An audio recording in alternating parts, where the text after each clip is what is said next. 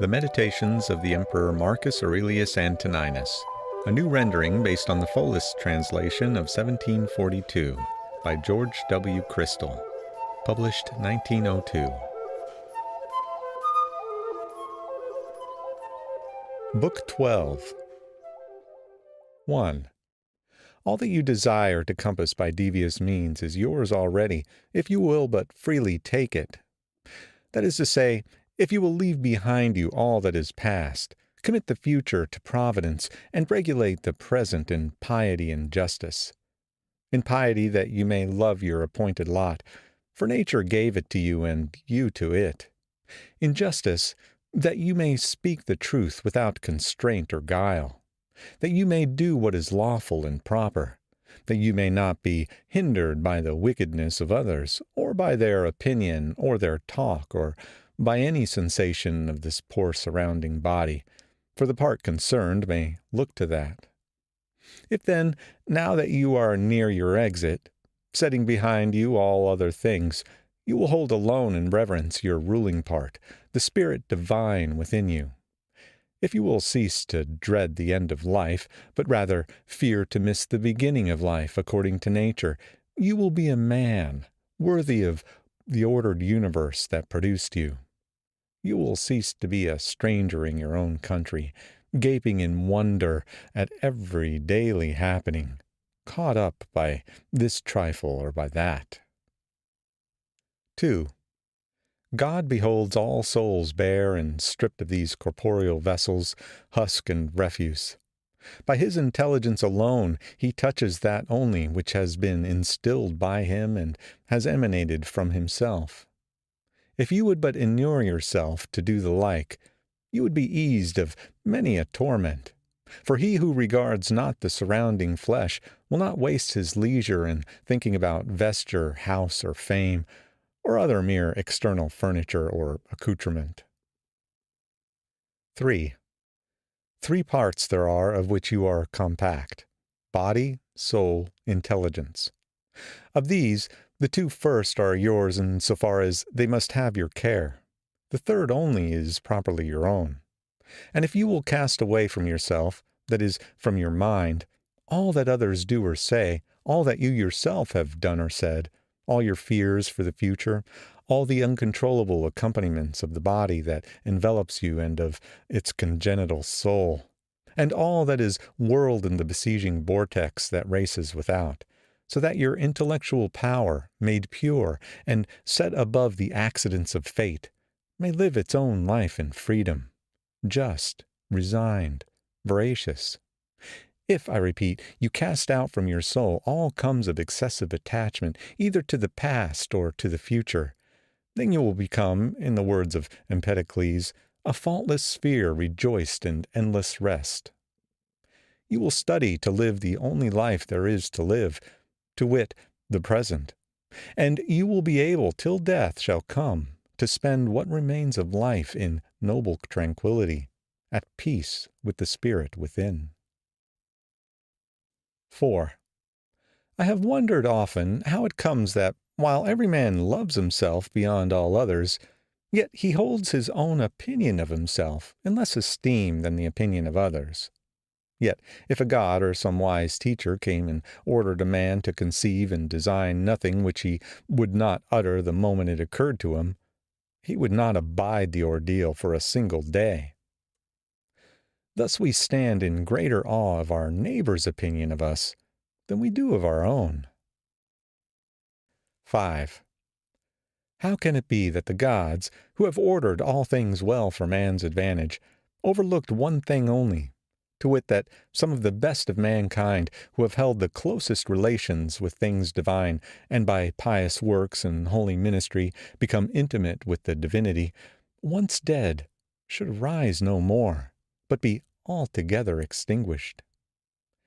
If this be truly so, be well assured that, if it ought to have been otherwise, they would have made it otherwise. Had it been right, it would have been practicable. And had it been according to nature, nature would have effected it. From its not being so, if it really be not so, be persuaded that it ought not to have been. You see that, in debating this matter, you are pleading a point of justice with the gods. Now, we would not thus plead with the gods were they not perfectly good and just. And, if they are so, they have left nothing unjustly and unreasonably neglected in their administration.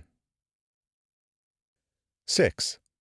Essay even tasks that you despair of executing. The left hand, which in other things is of little value for want of use, yet holds the bridle more firmly than the right, for in this it has practice. 7. Consider how death ought to find you, both as to body and as to soul. Think of the shortness of life, of the eternities before and after, and of the infirmity of all material things. 8. Contemplate the fundamental causes stripped of disguises.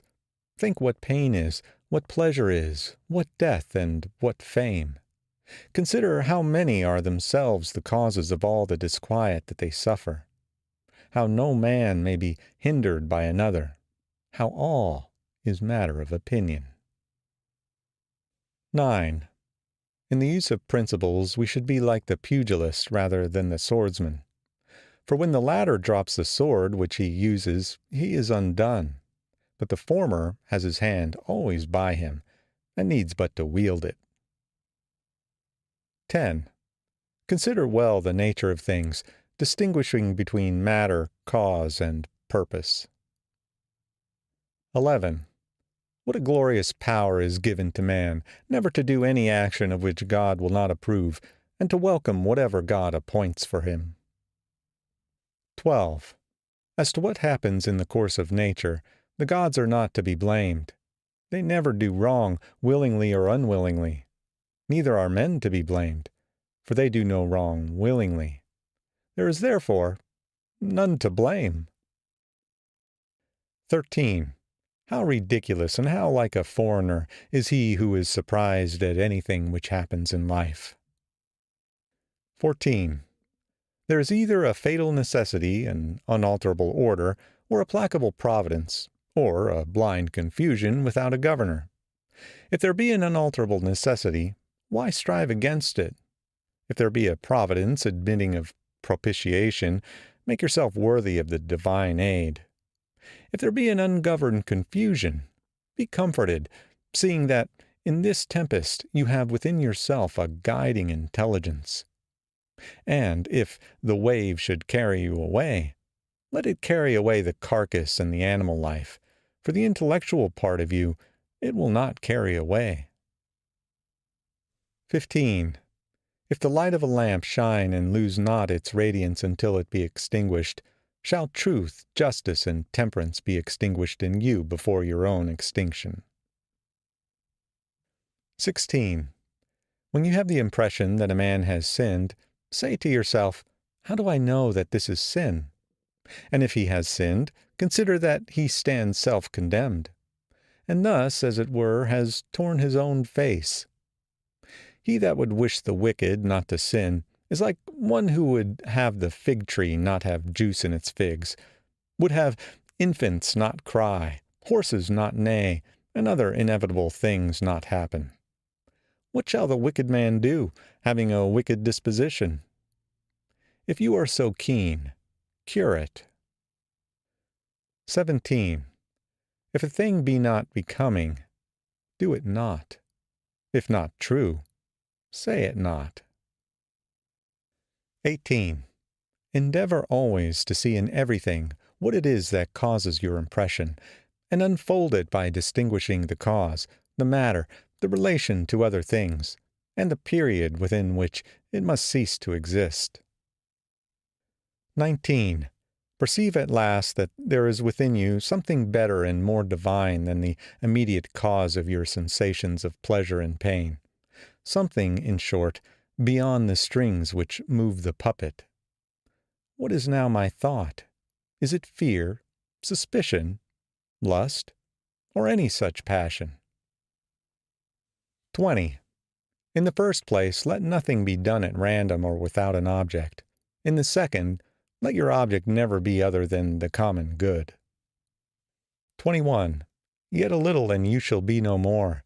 Nor shall any of these things remain which you now behold, nor any of those who are now living.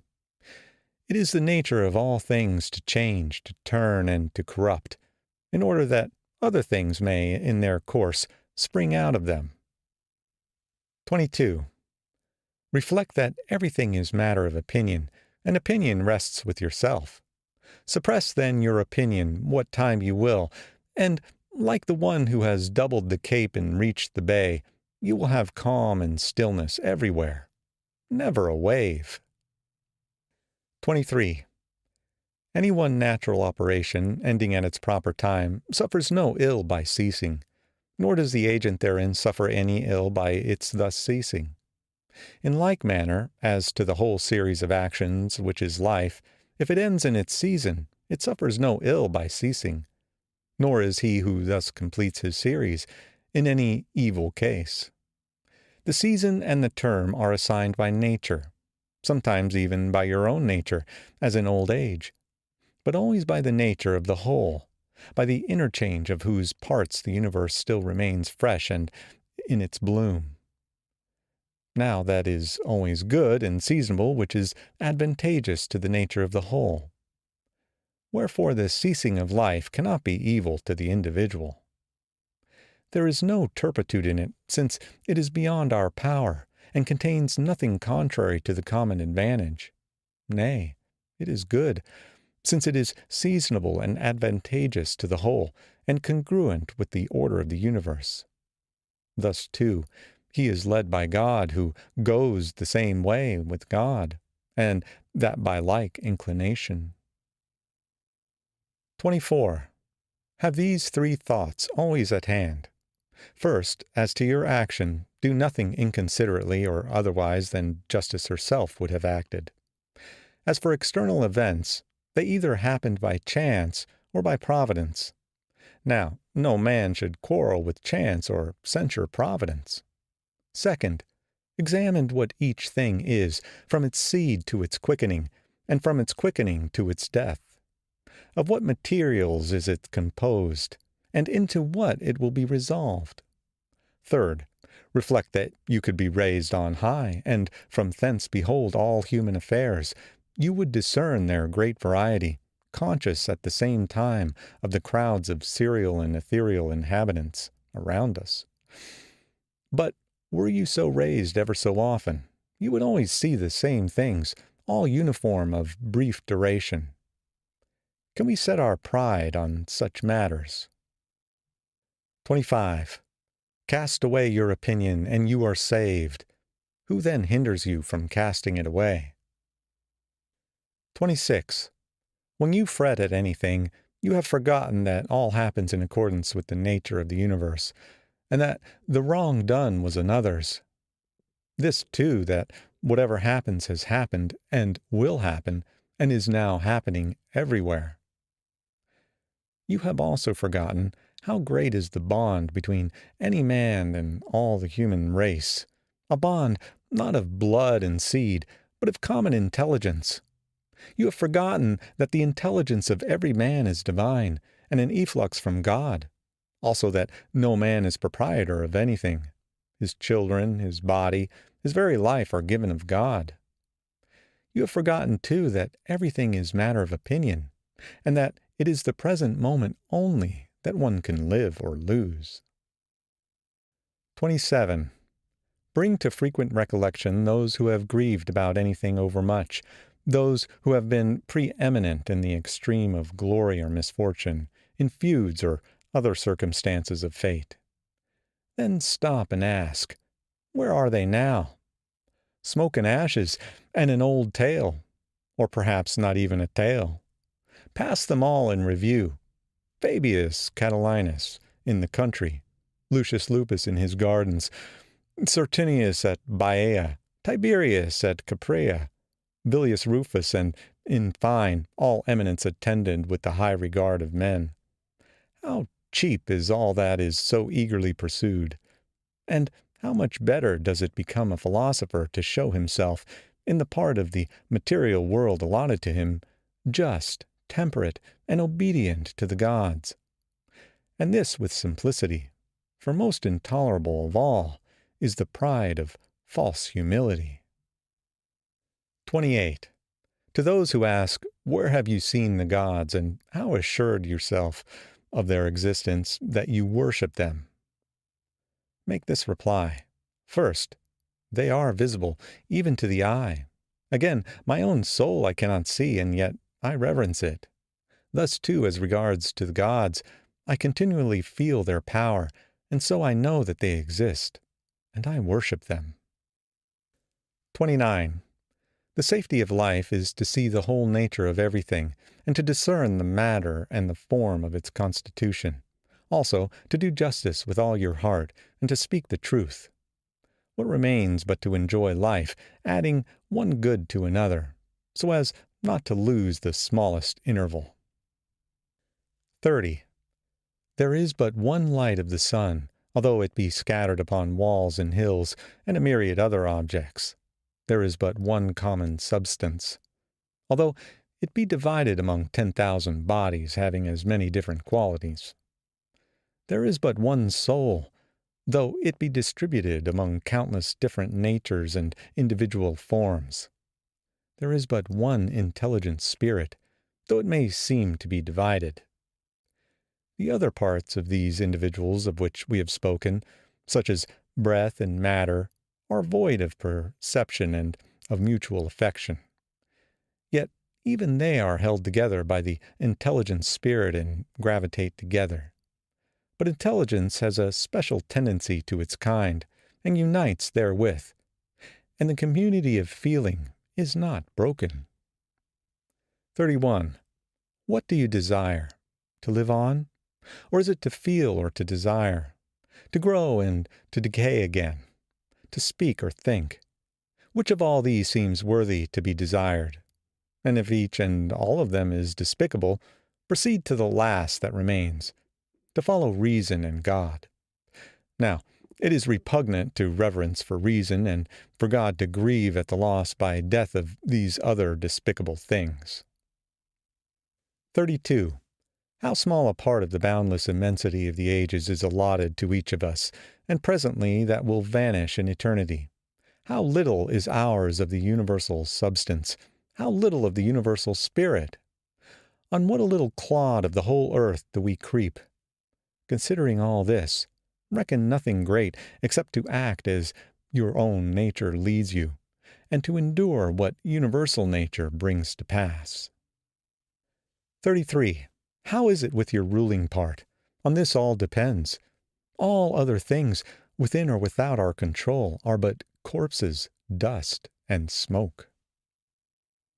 34. This most of all must rouse you to despise death, that even those who held pleasure to be good and pain to be evil, nevertheless despised it. 35. To him who holds that alone to be good which comes in proper season, who cares not whether he has acted oftener or less often according to right reason, to whom it makes no difference whether he behold the universe for a longer time or a shorter, for this man, death also has no terror. 36. You have lived, O man, as a citizen of this great city. Of what consequence to you whether for 5 years or for 3? What comes by law is fair to all. Where then is the calamity if you are sent out of the city, by no tyrant or unjust judge, but nature herself, who at first introduced you, just as the praetor who engaged the actor again dismisses him from the stage? But, you say, I have not spoken my 5 acts, but only 3. True, but in life 3 acts makes up the play. For he sets the end who was responsible for its composition at the first, and for its present dissolution. You are responsible for neither. Depart then graciously, for he who dismisses you is gracious. End of Book 12. End of the Meditations of the Emperor Marcus Aurelius Antoninus.